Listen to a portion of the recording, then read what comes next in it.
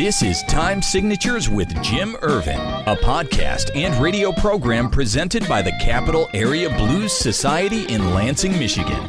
Driving up and down these Michigan roads, yeah. And now, here he is, your host, Jim Ervin. Baby, I'm home.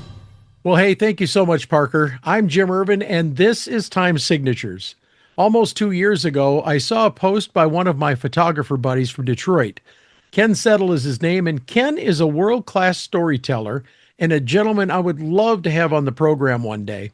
But on this particular day, he told a story about a Michigan visit by the legendary Jimi Hendrix. The venue was the Fifth Dimension, a teen hangout, from what I have learned, located in Ann Arbor. And it just so happened that a young freelance photographer was on hand that evening to capture what would become iconic photos of the young, largely yet unknown Hendrix. Now, I chatted with this gentleman briefly, and we posted an exclusive content episode in January of last year. Since that episode aired, I have wanted to get back with our guest and get him back on the program to talk more about his photography. He is a photographer, but he's also a musician. We're going to hear more about that.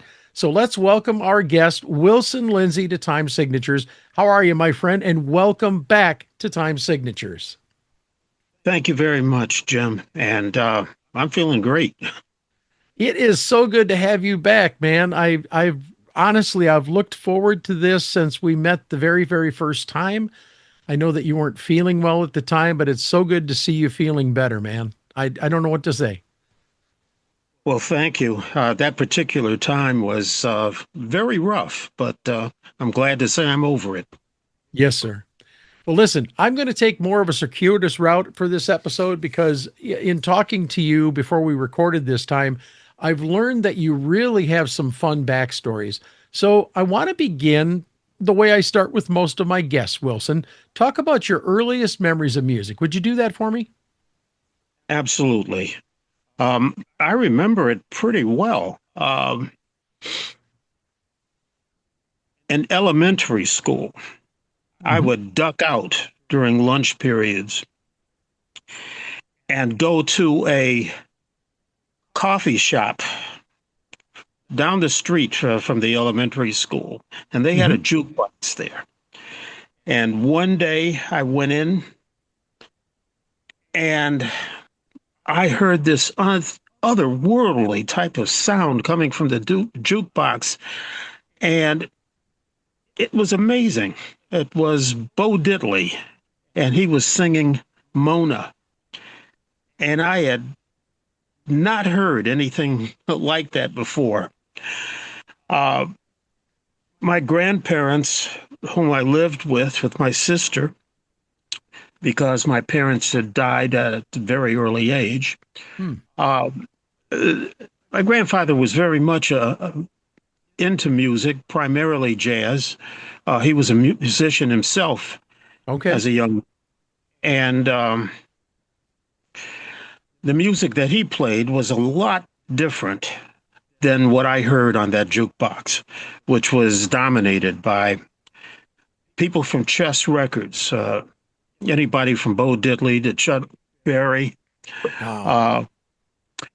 as well as Muddy Waters. And but it was Bo Diddley that really caught my attention. Chuck Berry, too, was really interesting, too. But this was before Chuck Berry really started to... I was about 8 years old at this particular... Okay. Chuck really crossed over and became the great artist that that everyone knows. And since then, I was kind of hooked. Liked Elvis Presley, so did my sister. But for some reason, I was more attracted towards the blues at a very early age.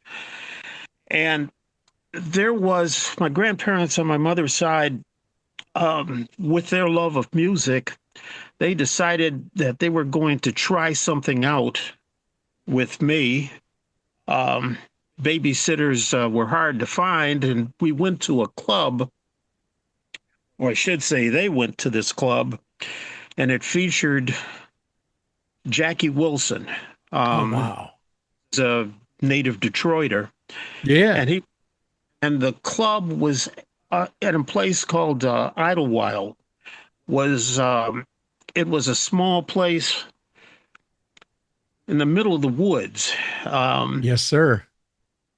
near Baldwin or Reed City. Yes, Those are sir. big. But whatever the case is, it was right in the middle of nowhere. But that little resort town had some of the greatest talents you could imagine. And seeing Jackie Wilson as a child, his unbelievable stage presence, and he put absolutely everything behind his show, and the way that he communicated to the audience was spectacular. So You know, I those were love the way our conversations go because you're always showing me a new layer. And to hear you talk about Idlewild is incredible because I know that Idlewild was a particularly African American enclave. yes, Still to this day is. And as a matter of fact, Garrett and I attended Idlewild last year for their Jazz and Blues Festival. And what an experience that was. But that so you were there as a young boy. yes, folks, Wow. prime babysitter, and that's why I ended up the club with them. And of course, they kept you away from anything resembling a drink. But Sure, whatever sure. the case was, it was an amazing experience, and I wanted to go back again as soon as I could, but that wasn't in the cards. But nonetheless, it was an amazing um, memory, and from that day on, I was a major fan of Jackie Wilson. He was the greatest showman I had seen, perhaps until I saw James Brown. But whatever Yeah. the case is, those were my earliest, how would you say it, exposures Yeah. to roots music. Wilson, did you ever make it back up there? Yes, I did Oh, make it back up. okay. Oh, I'm trying to think who I saw. He kind of faded away. It could have been Chuck Jackson. Okay. That was the second. I believe it was Chuck. Um, anyway, those were my earliest memories, but um, I really started to look into music a lot more seriously when I was about 13. And my grandparents and my father's side said, okay, if you really want this, I'll get you a guitar. And by the way, I found this old camera in the drawer, and I'm going to throw it out if you're not interested in it. Oh, wow. Um, and it was an old Argus, which I believe was the first commercially available 35 millimeter I believe you camera. might be right. Yeah. And I took one look at the camera and said, yeah, I want to try this out. And from that day on, I was addicted. So your first camera, I'm curious about this because I'm also a photographer. And I remember Yep. my clunky old Yashica TL that I had. It was a nightmare. It was heavy as hell. Tell me a little bit about this old Argus. Tell me about it.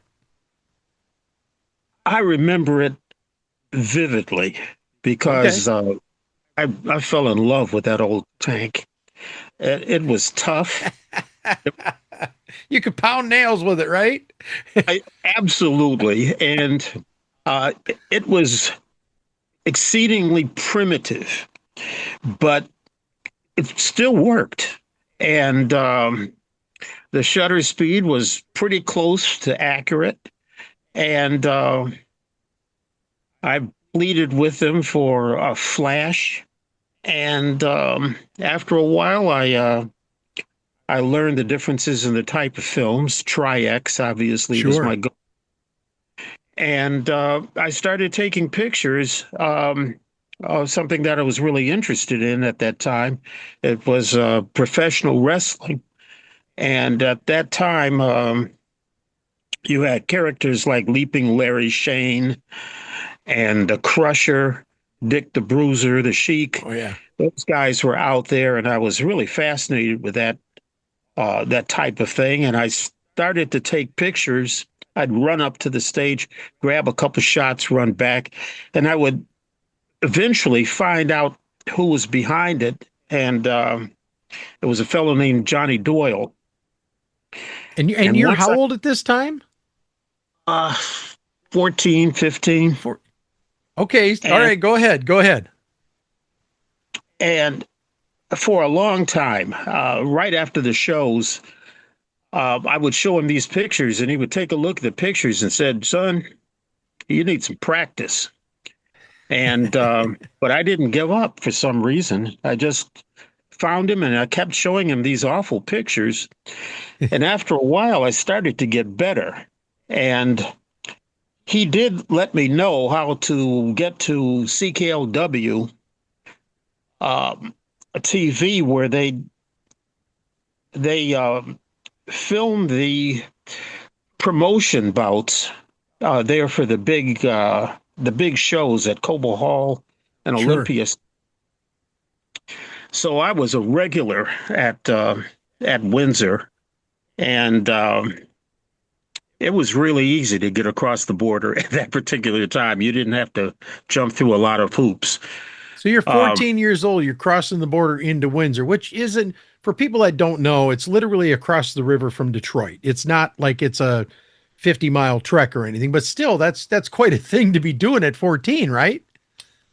yeah, I guess so. In retrospect, I didn't mind taking the bus at that time and getting to where I needed to go. I Sure. was pretty independent as a child, and I did get backing, from my folks for a while. Anyway, eventually I wore Johnny down, and and he hired me when I was 16 to take Wow. pictures of the wrestlers, and that opened my eyes to a world very, very large. And Now, I don't want you to go too far yet, but I have to ask you, what sure, do you remember how much that first check was, and what was that like getting paid for doing something you love? it was $35, And and this is in what year? this was 63 or 64. Okay. All right. What was that like, man? Getting that first, I mean, it's that $35 was a lot of money back then. I thought so. And it my folks thought so too, from the standpoint that they didn't have to buy me any film, and uh, and the chemicals that it took after purchasing an enlarger and that type of thing. And so I was kind of independent from that era. And on top of it, I really enjoyed hanging out with the wrestlers themselves, because they had a lot of interesting stories about their lives, how they got into wrestling in the first place, Hmm. and um, and some of the stories were kind of amazing, actually. There was a fellow named Carl Gotch, which is the name that he wrestled under. He was Okay. a very, very good wrestler. He was a little on the older side, I suppose, to the majority of the wrestlers out there. But his name was Carl Eustace Krauser. And he once coming back from a bout in Saginaw, Johnny Doyle was driving, of course, Hmm. and I got into a conversation with Carl Crosser, and he described being in a concentration camp. He was Oh, from wow. Belgium, and the Nazis had rolled in there, and they just took people by the trainload from Wow. the and that type of thing. He was a child at that time, Yeah. and he told me what it was like to escape from the to be in the concentration camp, and then escaping. Um, Not wanting to get into detail, I guess. It was one of the most horrifying stories I've ever heard, and Wow. it opened my concept to what the Holocaust was about. Yes, sir. Um, and it wasn't that long ago, in retrospect, Right. because we're talking maybe 64, and the war ended just 20 years before that, really. Yeah. Uh, so it wasn't that long ago, and he told me how we managed to get work back in Belgium after the war and what mess the place was. Anyway, that was just one of many stories that I heard from um, on a number of the wrestlers, and it was absolutely fun hanging out with them. And all I can say is I loved that job. I would have done it for nothing. No Well, question about thank goodness you didn't. it. But But it was a great job. oh, Wilson, One, I want to turn the page here a little bit without going too far into the story I'm because sorry. this work. I'm sorry. Go ahead. I said I'm sorry about going off No, on no, that. no. This is great. This is great. You're doing fine. Don't worry about it. But I want to start delving into the work that developed for you for the Detroit Free Press. About how old were you? And you parlayed this wrestling work into some stuff with the Free Press, didn't you? Yes, in fact, if I didn't work for Johnny Doyle, I probably wouldn't have got um, in the front door of the Free Press. Sure. First place, I was too young. Number one, um, and they already had a bunch of really good photographers working for the paper, but they were accepting pictures that I took of the wrestlers to attach to the stories and the rundown on who won and who lost on the weekends. So they knew that I took the pictures, and they asked me if I wanted to follow Muhammad Ali, well, at that time, Cassius Clay, Okay. um, around. He was training and he was promoting the upcoming championship fight with Sonny Liston. And Wow. so I said, yes, absolutely. I was a boxing fan as well. Sure. So I I got a chance. They said, okay, here's the data. This is where he's going to be. So go there and take as many pictures as you can and let us know how things went. That was my how would you say guidance from the Free Press the first time around. And you were But with him for how long? he was in town for 3 days, Okay. and after school I would go right to the place that he was um, working with, which actually he was around quite a few places. There used to be a boxing gym on Woodward Avenue across from the old Verner's um, pop factory. Okay. And I so he would train there. And so after school, I would go and hang out with him, and I took bouts of him training with the other fighters there. And he would be making appearances around town, just promoting the fight. Mm-hmm. And even then, I noticed that he could turn on that hyperbolic personality of his with the snap of a finger. But he was a lot more introspective and quieter when things calmed down. And he and the photographer that his official photographer, from what I understand, followed him. I can't remember his name, but I'm sure it's easy to look up. Anyway, he was with Muhammad for the entire stretch of his life, the entire arc Wow. of his career plus. And he really embraced me as a kid wanting to learn and eager to learn. And it was one of the most remarkable times of my life when it came to learning a skill.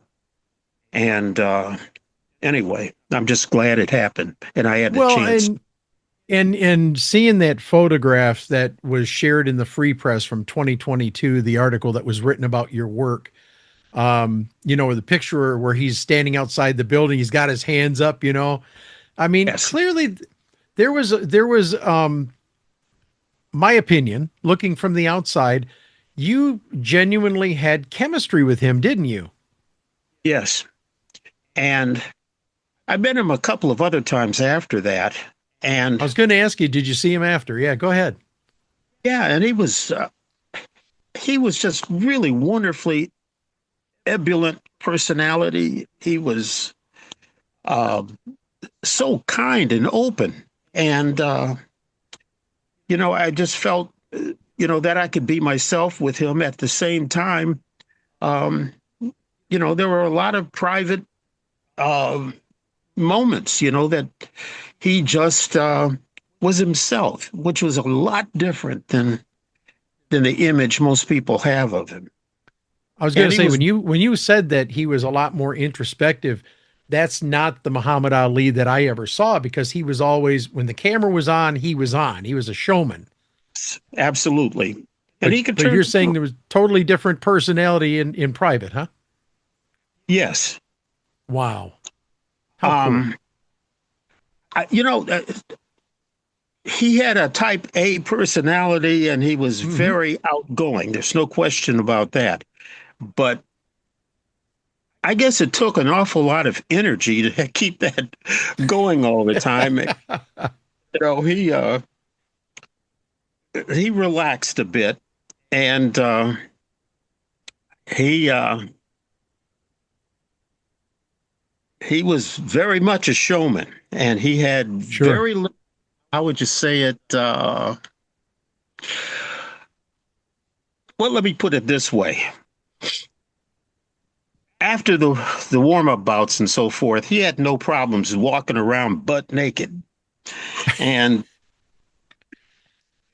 and just relaxing, being himself. And that was another thing that kind of caught me by surprise. Although I'd been in the dressing rooms of the wrestlers more times than I could count, Sure. but all I can say is that is the private side of Muhammad Ali. Yes, sir. He was Well, different. Wilson, as I was reading that Freep article from 2022 that I just talked about your illustrious career, listen to some of these names, folks. The Beatles, the Rolling Stones, the Who, Cream, the Faces, and of course, Jimi Hendrix. I'd like you Yeah. to talk about some of those early shoots with the bands who are now among the most legendary. Well, I had a really good person to work with at the Free Press. Hmm. She was extremely well respected, and she had um, contacts that were just amazing. And her name was Lorraine Alterman, Hmm. and she took me along on most of the. She had her choice of photographers that would accompany her. Sure. Uh, these interviews, photo shoots, concerts, et cetera, et cetera. And she just kind of adopted me and took me along with uh, these interviews and that type of thing, which is how I actually got a chance to see and chat with Jimi Hendrix the first time um, when he was at the Fifth Dimension in Ann Arbor. Yeah, we're gonna come back to him. Don't get into that one yet. I want to hear about some of these other bands that you shot with too. Well, I can state unequivocally that the most fun were Rod Stewart and the Faces. Okay. And um, these were party guys. And we just hung out, partied, laughed, and one of them gave me the name Wiley Wilson because I would go and put together mix cassettes, Okay. which became popular later. But I would make these cassettes of tunes that I wanted the guys in the Faces, particularly Ron Wood, to check out. And they just loved it. I would see these guys, they would be in Detroit a lot. And it was definitely one of their favorite towns to play in. And they had tons of friends there in town, and they were just wonderful to hang with. And these were young guys. They left it 75% on the stage, and the other 25% they would play afterwards, and Okay. in all kinds of respects. But it Sure. was a good time, particularly with those guys. The Who was always great to hang out with, and they supplied a lot of really um, kind of wonderful, iconic moments. They were such great stage presences. And I got some really good shots at them performing, particularly at a somewhat of a disappointing show in Flint, Michigan, which was an outdoor show. And, it was only half full, but all I can say was, man, they gave it their all. It was an amazing show. Wow. So, uh, And they were they were pretty much at the peak of their careers at that time, weren't they? they were starting to become Okay. known at that particular time. They had a very strong fan following, Wow. general area, but the British invasion was just starting to gather strength at that particular, and it they had all kinds of shows and TV appearances that they would come in and to promote their shows, which generally were not at the big houses at that particular time, like the Grandy Ballroom, for instance. Right, right. Some of the greatest acts in history came through the Grandy, and Yes, sir. I'm proud to say that my band played there, the Train, 9 times. So Wow. had a chance to hang out with them above and beyond the free press photography job, but to open up for a lot of these acts at the Grandy. So that too was another aspect of being in the rock/blues time. Now, I would imagine, in addition to shooting some of these bigger bands like we just named off here, you probably did a little bit of work with some of the Motown artists as well. Yeah, I did some sessions at Motown, Okay. and there were no singers. They didn't say who the sessions were for, but eventually I identified some of the tracks that I did for the Marvelettes. Okay. Managed track those down. Strangely enough, a few years later, I ended up going to work for Motown on the other end as a regional sales rep Oh, no for it. kidding. So, yeah, I was pretty familiar with both sides of the Motown business. Well, I want to flip the page here because you've referred to yourself as phenomenally lucky. And speaking of being phenomenally lucky, on August 15th, 1967, at that teen club called the Fifth Dimension, you captured a young, not yet world famous guitar player named Jimi Hendrix. What led you there that evening? And please tell the story in any amount of detail you would like. The floor is yours. Well, Lorraine Alterman um, asked me if I wanted to, to cover that gig. And I said, absolutely. I mean, there was no doubt. In fact, it wasn't too far. The Animals, Eric Burden and the Animals were in town. Mhm. And I took pictures of them and covered them during their appearance in Detroit. And Eric was just raving about Jimi Hendrix.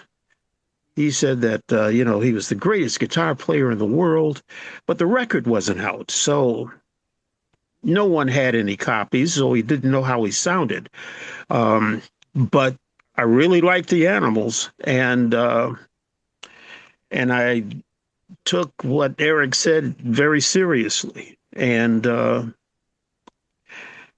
so when I was asked to cover the Hendrix thing, I just jumped on it. And that's how we ended up at the Fifth Dimension. Lorraine interviewed him. Jimmy was just phenomenally talkative and relaxed, and that he got into a mock debate with the other two members of the group about who had the best afro. It was just a fun and fresh situation for him, to play back in the United States. He had gone to England, and he was really busy there, Yes, he was. making some incredible impressions. Mm-hmm. And it was, to be around him, you knew that he was anxious to impress, but he also had the feel of a musician that had been around. And there was a number of gigs that I played that would be in the Chitlin circuit. They called it black clubs around Michigan.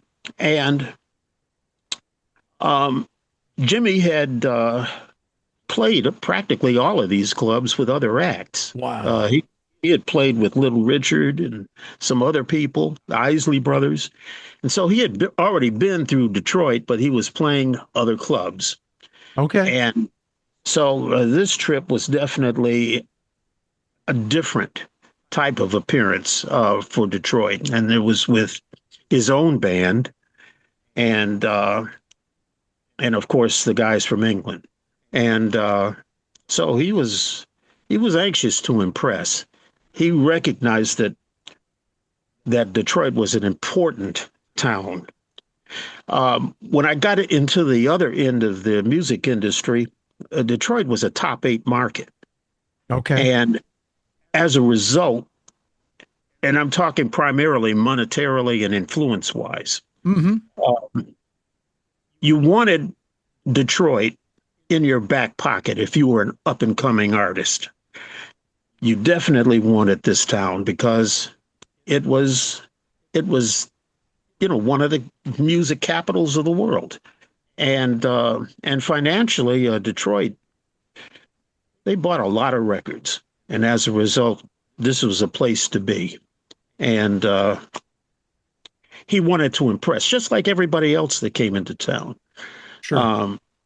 So the reputation of the Motown artists, in particularly, and of course the guys over at Golden World, on and on. You wanted to be in this company, and so the out of towners, when they rolled in, they usually put out their best. And that feeling lasted pretty much through the entire time I was in the other end of the business. Okay. Now you talked about being in that club, and it was a smallish club with a small stage, and Yeah, I think 100. you had difficulty shooting. You didn't have a lot of space to shoot. You ended up actually on the stage with Hendrix and the band? Yes. I couldn't figure out how to navigate the guys that were pushed up against the stage. The stage was only about 2 feet tall, and it was small.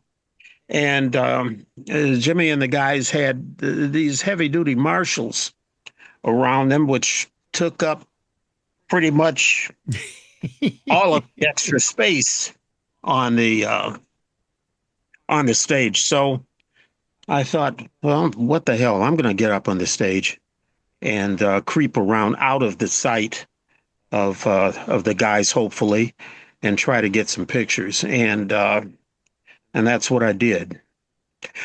Back in those days, you had a lot more access to the artists, and that lasted for a little while longer. I mean, at the Grand, for instance, everybody was hanging together. If you were opening up for the act or whatever the case is, we all hung around the same couple of rooms. So that type of thing disappeared over the years. You didn't have that access when it came to coming to the stage and photographing them. It changed, and it changed overnight. I'm not quite certain. I have a feeling that it was mostly financial. Okay. They wanted to control the output of the pictures. Yeah, nowadays you're limited at a lot of venues by a lot of the artists to the first 3 songs of their set. That's it. Yeah. And you're done. And they will come and haul you out by the seat of your pants, man.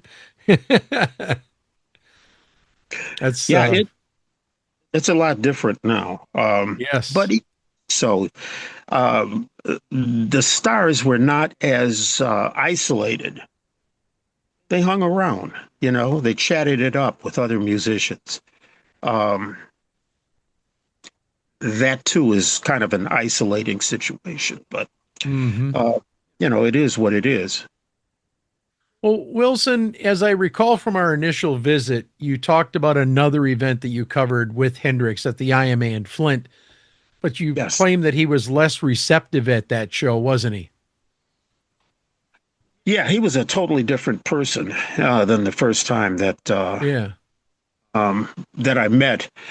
And I was warned by one of the roadies first that he really doesn't want to talk.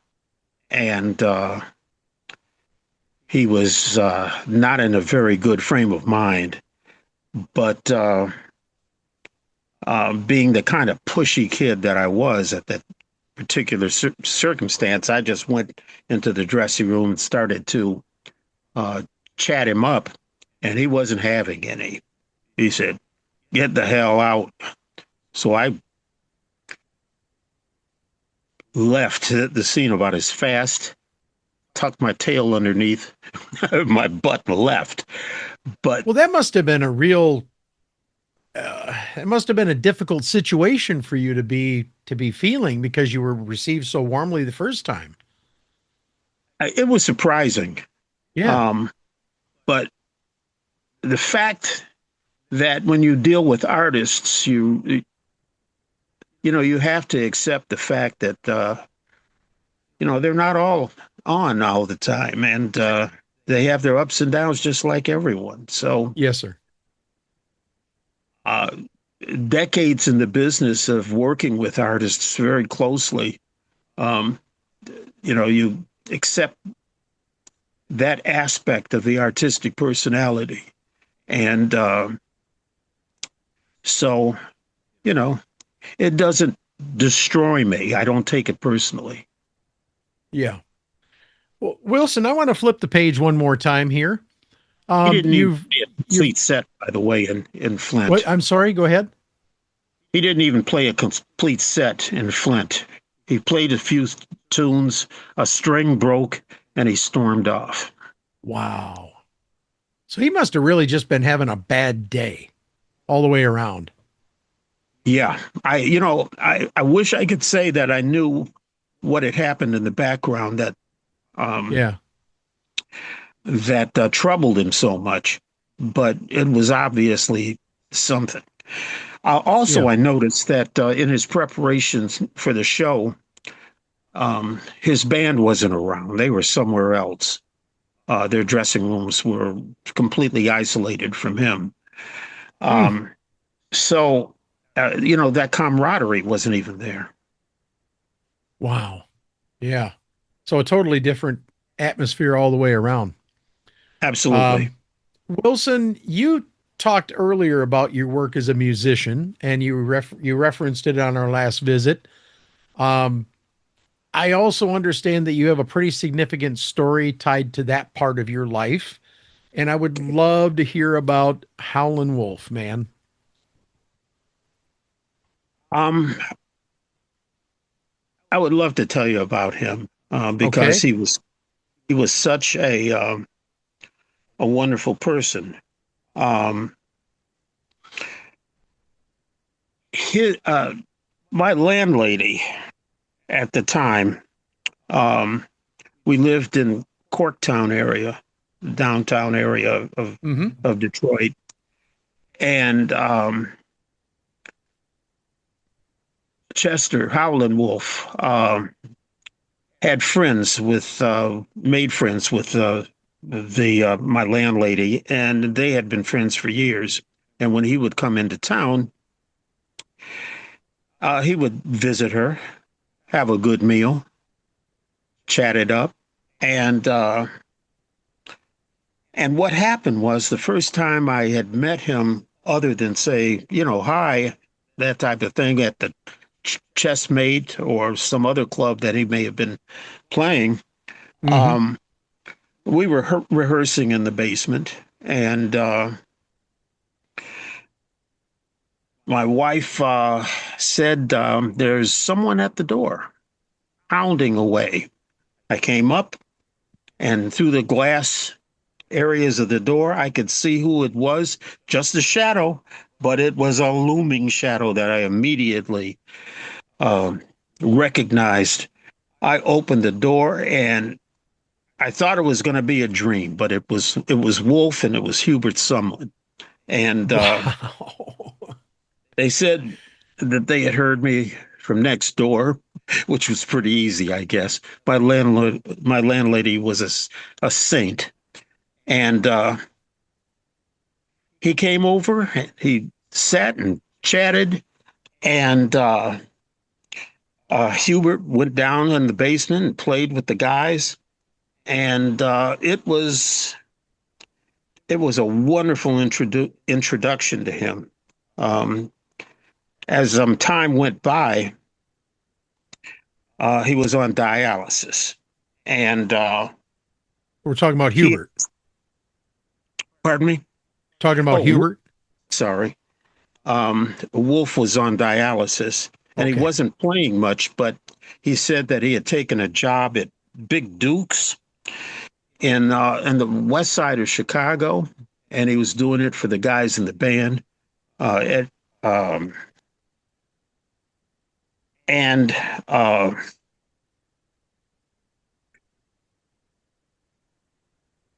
Hubert's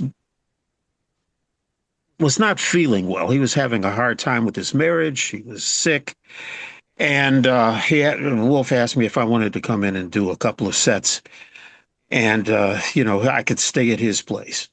So that's what we did.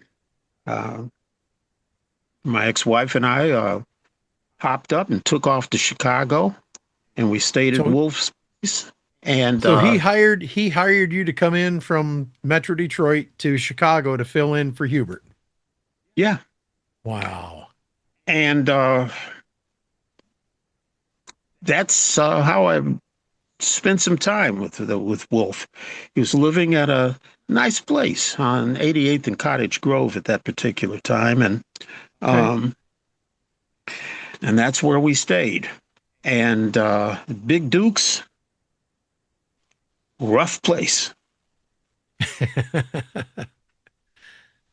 In fact, there's a obscure video on YouTube Okay. that featured an interview with Wolf talking about the music business in general and business in general there at Big Duke's. And when I discovered this video about 6 months ago, and it just blew my mind because it hadn't changed from the time that I was in there with Wolf from way back when. It was the same thing. I mean, everything, the furniture was the same, the Hmm. backdropping of this pit was the same. Um, the swinging doors from the inside of the club into a liquor store were the same, and it was a real flashback to that experience. It was not an easy gig, but there was really not that much pressure. Wolf would Sure. come in and he would play a set, and that would be it for the night. And the band, we just improvised and jammed. So Wow. that was that experience. Yeah. Now, Wilson, I know that you had obviously a ton of photographs that you took through the years, and unfortunately, you lost many of them due to a flood. Um, Yes. but I would like to ask you, because I'm sure there's people out there that would be interested in obtaining some copies, purchasing some copies of Hendrix and others if you have them available. I know you have Hendrix photos. Who else do you have available that you would make available for sale? I have a few others that managed to survive. A few of the Who. Um, Okay. oh man, there's. I haven't stopped taking pictures at all through my lifetime. But off the top of my head, I'm going to say that I've got a few of the MC5 Okay. uh, and a few of the other guys from that era. I'd actually have to take a look. Some of the faces. Sure. Uh, but yeah, I haven't really pushed for selling pictures. My direction in photography has been towards nature photography, and I just love it. And it rings every bell I can think of emotionally and Sure. physically at this time, being able to get out and enjoy the outdoors at the same time. Um, Sure. But if, take if people if people were interested in photos, how would they reach out to you and request pricing and copies? You can reach me at wilsonlindsey@yahoo.com. There you go. And you're on. Is it okay to have your Facebook out there too? We can put a link on the page, and when we do the what's that? No problem. Okay. All right. Wilson Facebook. Lindsey, I can't tell you how much I appreciate you taking time once again to talk to me today. This visit was even sweeter than the first on many levels because there were so many pieces of the puzzle that I missed out on the first time. But boy, we sure got them all today. I want to thank you so much, and I appreciate you, sir. It has been my great pleasure. You are a phenomenal interviewer, and Thank I you. just love what you're doing out there, Jim. Thank you, sir. Well, before we close this edition of Time Signatures, I want to tell you about Joe Bonamassa's Keeping the Blues Alive Foundation. Now, some of you know the KTBA for their annual cruises, but did you also know that they have a program called Fueling Musicians? Now, this initiative is designed to provide financial support such as food, shelter, and more to help struggling musicians, music educators, and industry professionals get back on their feet. Additionally, they also have KTBA Records, a label that has reignited the music careers of musicians like Dion, Joanna Connor, Larry McRae, and others. There's so much more. Please visit keepingthebluesalive.org today and make a tax-deductible donation if you would. It's time and money well spent. And as always, thank you so much for your consideration. And that wraps up this edition of Time Signatures. Once again, my thanks to our guest, Wilson Lindsey, but also to you, for without you, none of this would be possible. Jim Ervin reminding you, keeping the blues alive is everyone's responsibility, but preserving the history of the blues, one story at a time, that's my mission. Until next time, so long, everybody. This has been Time Signatures with Jim Ervin, presented by the Capital Area Blues Society in Lansing, Michigan. For more information on cabs, visit capitalareablues.org. You can find this episode and past episodes at lccconnect.org. The Time Signatures theme song, Michigan Roads, is used by permission and was written by Root Doctor, featuring Freddie Cunningham. You know I'm trying, baby, driving up and down these Michigan roads, yeah. Until next time, keep on keeping the blues alive.